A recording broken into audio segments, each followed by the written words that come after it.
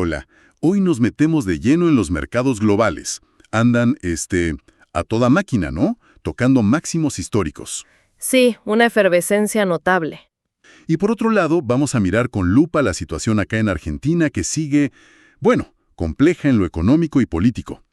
Tenemos como base un informe financiero bastante completo con fecha de hoy, 12 de septiembre de 2025. Un buen punto de partida. La idea es tratar de entender qué mueve a los mercados ahora, qué pasó con las últimas medidas en Argentina y cómo se conecta todo esto. Dale, arranquemos a desglosar. Exacto. Y es interesante ver eso, ¿no? Cómo las expectativas globales, sobre todo lo de la Fed y las tasas, bueno, terminan influyendo fuerte en lo local, como acá en Argentina. Esa tensión global-local va a estar presente. Entendido. Empecemos entonces por lo global. El informe pinta un panorama de bastante optimismo en las bolsas, ¿verdad? Varios índices en récord. Sí, la sensación es de optimismo. Quizás con cautela, pero optimismo al fin. El S&P 500, el Nasdaq, el MSCI Global, todos muy arriba. Incluso el Dow Jones. Sí, superó los 45,000 puntos. Es un máximo que no se veía desde fines del 2024. Y bueno, hay varias cosas detrás, pero la principal, sin duda, es la expectativa sobre la Reserva Federal. ¿Qué datos específicos están mirando los inversores para eso? Principalmente dos cosas recientes. Primero, la inflación subyacente en Estados Unidos. El dato de agosto subió 0.3%, Ajá. que según el informe era más o menos lo que se esperaba. Sigue arriba del 2% anual que busca la Fed, sí, pero el mercado lo lee como que, bueno, no está descontrolada. Y lo otro serían los datos de empleo, ¿no? Que salieron medio flojos.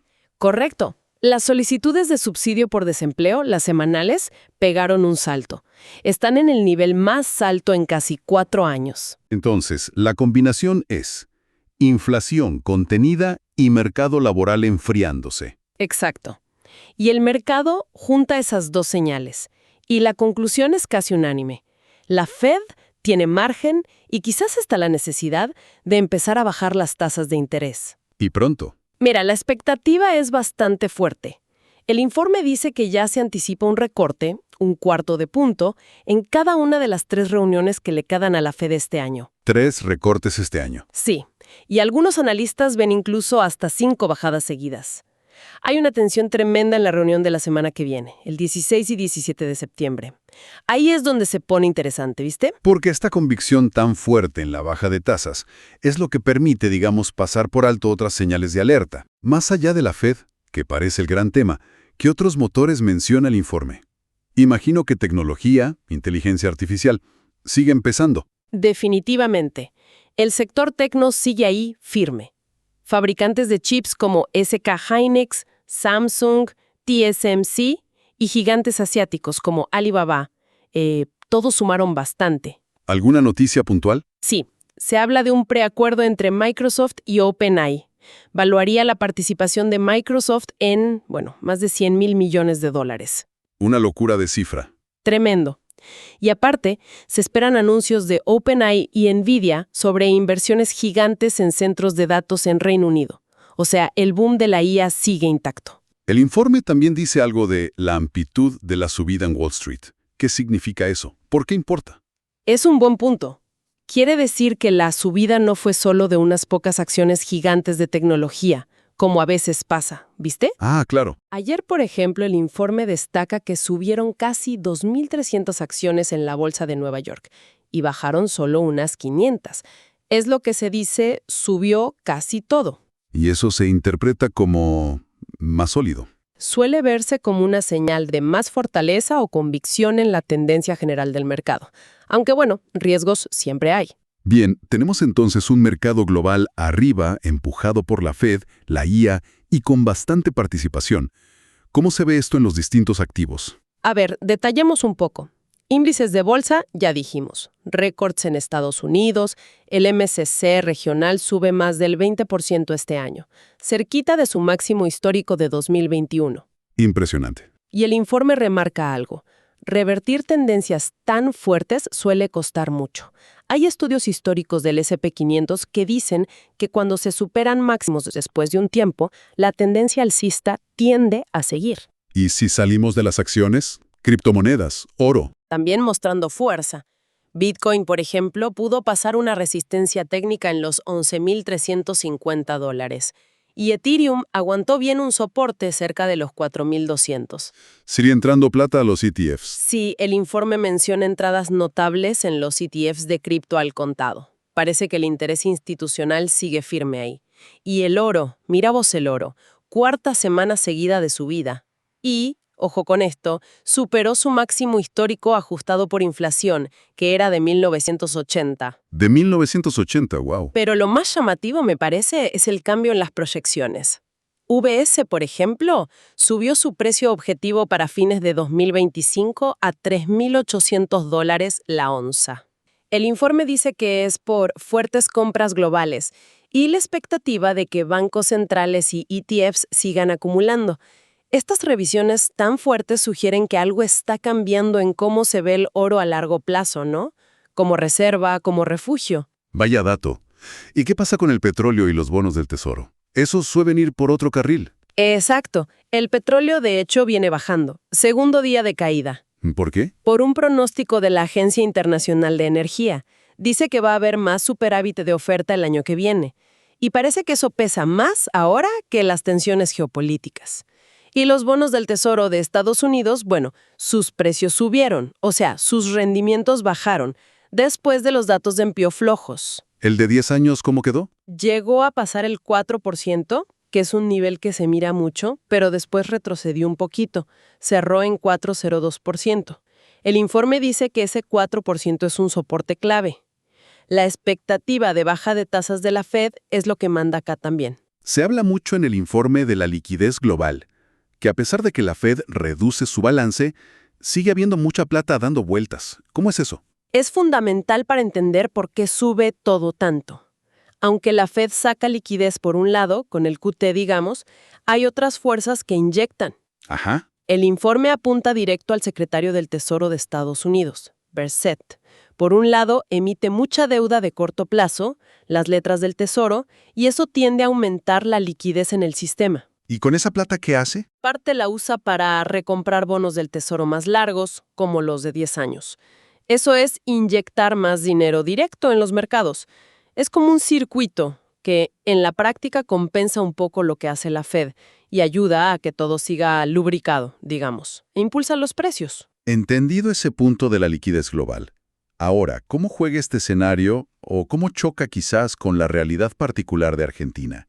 El informe cambia el tono bastante al hablar de lo local, ¿no? Sí, totalmente. Pasamos de esa euforia global a un escenario mucho más complejo acá, con mucha incertidumbre. Lo más reciente fue el resultado de las elecciones en Provincia de Buenos Aires. Sí. Según el informe, la derrota del oficialismo fue menor a lo que muchos esperaban o temían en el mercado. Eso trajo una corrección inicial, como un alivio momentáneo en algunos precios locales. Pero parece que esa lectura se está revisando. Exacto. El mercado le está dando una vuelta de tuerca. Se mira la baja participación, que fue solo del 61%, y que bueno, una elección provincial no siempre se puede trasladar directo a la nacional de octubre. Claro. Y aparte, el informe plantea algo interesante con los números de votos. Compara cuánto perdió la oposición, la Libertad Avanza, respecto a lo que sumaron sus partes en la presidencial del 2023. ¿Cuánto fue? Unos 2,2 millones de votos menos, y lo compara con lo que perdió el peronismo, que fueron solo 400,000. Ah, mira la diferencia. ¿Y qué sugiere eso? Bueno, plantea la gran pregunta para octubre. ¿A dónde fueron esos votantes que no fueron? ¿Puede el oficialismo movilizar a una parte de ellos? La diferencia es grande, sí, pero queda poco tiempo, mes y medio nomás. La capacidad de mover gente en este poquito tiempo es la gran incógnita política ahora. Y en medio de esa incertidumbre política, ¿qué hace el gobierno en lo económico? El Banco Central siguió bajando tasas. ¿Cómo se lee eso? Sí, el central continuó bajando la tasa de referencia. En etapas, ¿no? Del 50% al 35% actual. El informe sugiere que esto se ve como una corrección. Una marcha atrás respecto a medidas anteriores que se vieron como muy drásticas. como fue sacar las LEFIs, ¿te acordás? Sí, las letras del Banco Central. Esas mismas. Instrumentos de corto plazo que usaban antes para manejar la liquidez. ¿Y el mercado ve bien que bajen tasas ahora? Sueña raro con tanta incertidumbre. Sorprendentemente, parece que sí. El informe dice que el mercado no lo lee tanto como un estímulo loco, sino como una corrección de lo que vieron como un exceso de dogmatismo monetario antes. O sea que la medida anterior fue demasiado fuerte. Claro, sacar las LEFIs de golpe generó mucho ruido en el sistema financiero. Y esta vuelta a tasas más bajas, que igual siguen siendo altas en términos reales, parece que se ve como un mal menor o algo más pragmático dadas las circunstancias. ¿Y esto cambia el rumbo económico general que se había anunciado? Según el informe, no, en lo esencial. Dicen que, aunque se admiten errores políticos, el rumbo económico general se mantiene, incluyendo el esquema de bandas cambiarias. O sea que el central va a seguir interviniendo en el dólar futuro. Sí, para evitar saltos bruscos. Es algo que ya venía haciendo. Y acá hay un punto técnico que el informe considera clave, y distinto a otras crisis: la posición técnica favorable. ¿Qué quiere decir eso? Básicamente, que mucha gente ya se pasó a dólares antes. La dolarización de carteras ya ocurrió en gran parte. Y muy importante, no hay muchos fondos extranjeros con deuda pública argentina en pesos, de esos que puedan vender todo de golpe y presionar el tipo de cambio.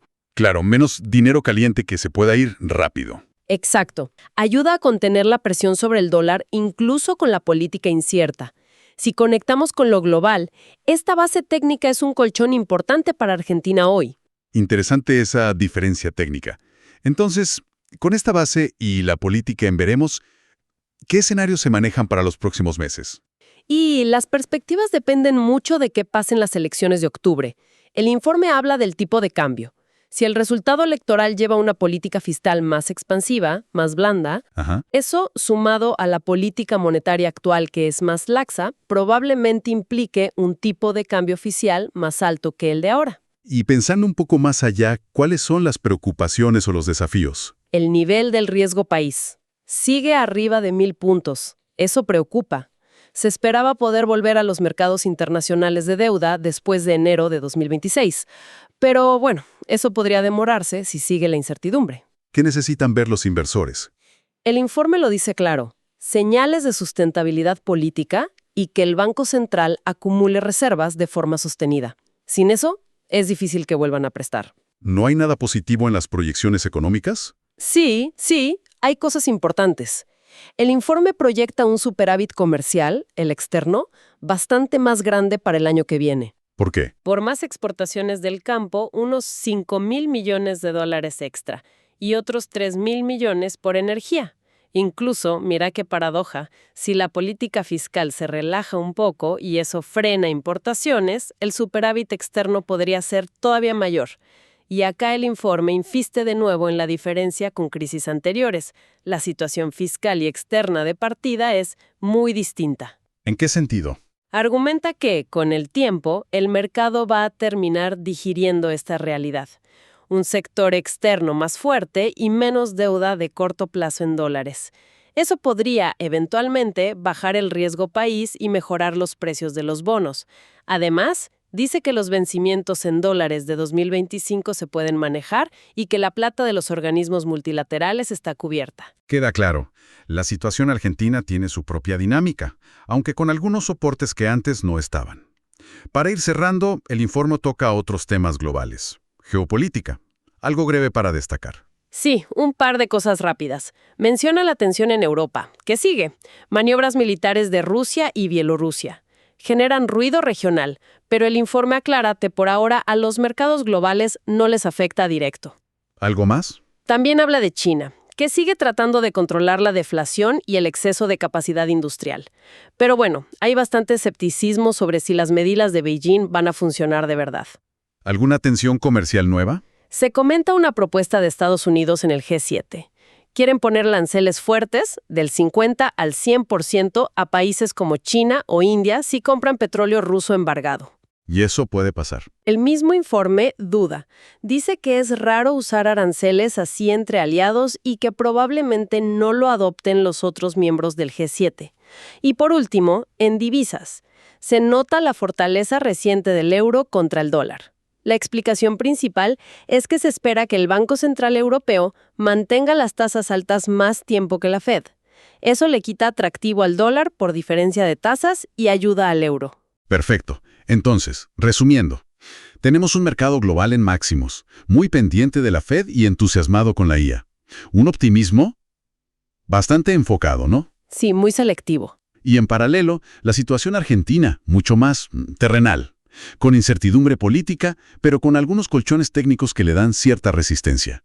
¿Cuál sería la gran conclusión o la tensión de fondo en todo esto? La tensión principal, me parece, es justamente entre ese optimismo casi generalizado de los precios globales y los riesgos que siguen ahí, latentes. La inflación en Estados Unidos bajó, pero sigue arriba del objetivo.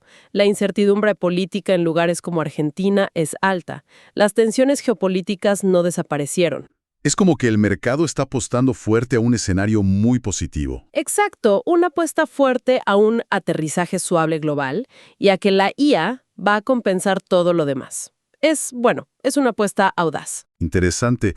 Y como reflexión final para quienes nos escuchan, pensando en esta dependencia fuerte de lo que haga la Fed y el impacto de la IA, ¿cómo pueden las trayectorias distintas como la de Argentina influir o ser influenciadas por estas grandes tendencias globales?